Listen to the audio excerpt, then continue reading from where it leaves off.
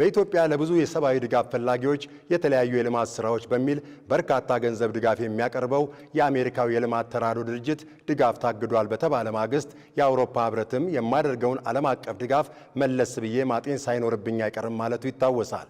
ይህ በእንዲህ እንዳለ በፈረንጆቹ 23 ብቻ ከዩክሬን ቀጥሎ ለኢትዮጵያ ከፍተኛውን የገንዘብ ድጋፍ ያደረገችው እንግሊዝም መከላከያዋን ለማጠናከር በሚል ለድጋፍ ስራዎች የማውለውን በጀት እቀንሳለሁ ማለቷ የሀገራትና ተቋማት ድጋፍ መቋረጥ ጉዳይ በአነጋጋሪነቱ እንዲቀጥል አድርጎታል። ጉዳዩን በሰሞነኛ ትኩረታችን የዳሰሰው ደስዬ ልባይ ነው። ዘገባውን ተከታትለን እንመለስ። ባለፉት ጥቂት ዓመታት የዓለምን ፖለቲካ በሁለት ጎራ ከፍሎ የቆየው የሩሲያ ዩክሬን ጦርነትን ጨምሮ በውስጥ ጉዳይና ጂኦፖለቲካዊ ችግሮች ስራ የበዛባቸው የበለጸጉት ሀገራት ኢትዮጵያን ጨምሮ ለተለያዩ ሀገራት የሚቸሩት ድጋፍ ተቀዛቅዞ ቆይቷል። ከነዚህ ውስጥ ደግሞ ከውሳኔው ድንገተኛነት ጋር ተዳምሮ በሀገር ውስጥ የሚገኙ የሲቪል ማህበረሰብ ድርጅቶችንና የተለያዩ አካላትን አሁንም ድረስ እያነጋገረ የሚገኘው የአሜሪካው ዓለም አቀፍ የልማት ተራድኦ ድርጅት ድጋፍ መታገድ ጉዳይ ተጠቃሽ ነው።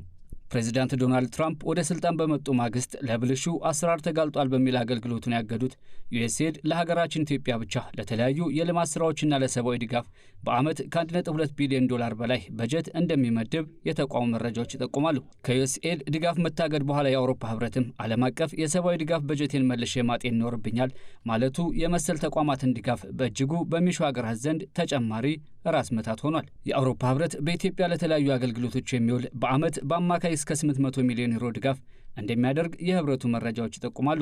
ይህ በእንዲህ እንዳለ ነው እንግዲህ በፈረንጆቹ 2023 ለታዳጊ አገራት ከለገሰችው 10 ቢሊዮን ፓውንድ ውስጥ 164 ሚሊዮን ፓውንድ የሆነውን ለኢትዮጵያ የሰጠችው ብሪታንያ የመከላከያ አቅሜን ለማጠናከር በሚል ከዚህ በኋላ የምታደርገውን ድጋፍ ለመቀነስ መወሰኗን በዚሁ ባሳለፍነው ሳምንት ያሳወቀችው የብሪታንያ መንግስት የድጋፍ ጥናት ተቋም ICAI ሪፖርት እንደሚያመላክተው በዚሁ በፈረንጆቹ 2023 ብቻ አገሪቱ ለዓለም ህዝብ የለገሰችው ገንዘብ 19 ቢሊዮን ፓውንድ ያሻቀበ ሲሆን ኢትዮጵያም ላለፉት 3 ዓመታት ጦርነት ውስጥ ከነበረችው ዩክሬን በመቀጠል ሁለተኛውን ከፍተኛ ድጋፍ ወስዳለች ነው የተባለው።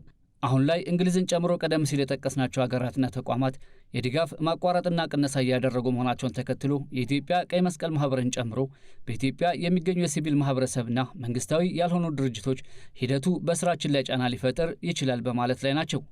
የዩኤስ ገቨርንመንት ሰፖርት በጣም ትልቅ ነው። በአሁኑ ሰዓት የWFP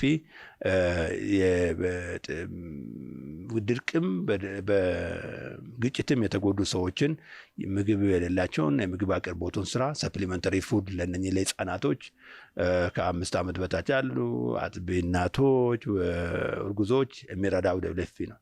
ያ ሁሉ በአሁኑ ሰዓት ሰስፔንድ ተደርጎ ነው ያለው። እንግዲህ ምን ማለት ነው ይሄ?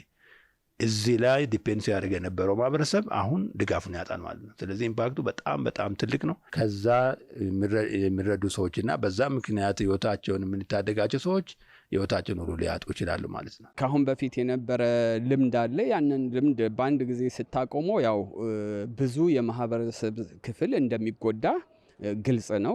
አሁን ልክ እንደዛው ዩኤስኤድ እንዳደረገው ሁሉ የአውሮፓ ህብረትም ይህን ነገር ካደረገ ያው ብዙ ማህበረሰብ ክፍል የሚጎዳ ይኖራል። ስለዚህ ምንድነው እንደ ኦርጋናይዜሽን እንደ ድርጅት እኛ ምንድነው ጀስት በአንድ መንገድ ብቻ አይደለም እይታችን ያደረግን ያለ ነው። የተለያዩ አማራጮችን መጠቀም እንድንችል በአሁን ሰዓት ለምሳሌ እንደ ኦርጋናይዜሽን ከተለያዩ ባለድርሻ አካሎች ጋር አብረን ነው የምንሰራው። ተቋማቱ ይሄን ይበሉ እንጂ ሌሎች በጉዳዩ ላይ አስተያየት እየሰጡ የሚገኙ አካላት ደግሞ እርዳታ እንዲሁም ድጋፍ የሚሉት ነገር እስከ መጨረሻው ቢቋረጥ እንደ ሀገር ምን መደረግ አለበት የሚለውን እየጠየቁ ይገኛሉ። ኢትዮጵያ ምናልባት ከተለያዩ ሀገራትና ተቋማት የምታገኘው ድጋፍ ሙሉ በሙሉ ቢቋረጥ የውስጥ አቅሟን የማጠናከር ስራዎችን ትሰራለች ወይስ ምን አይነት እርምጃዎችን ትወስዳለች? በጊዜ ሂደት የምናየው ይሆናል።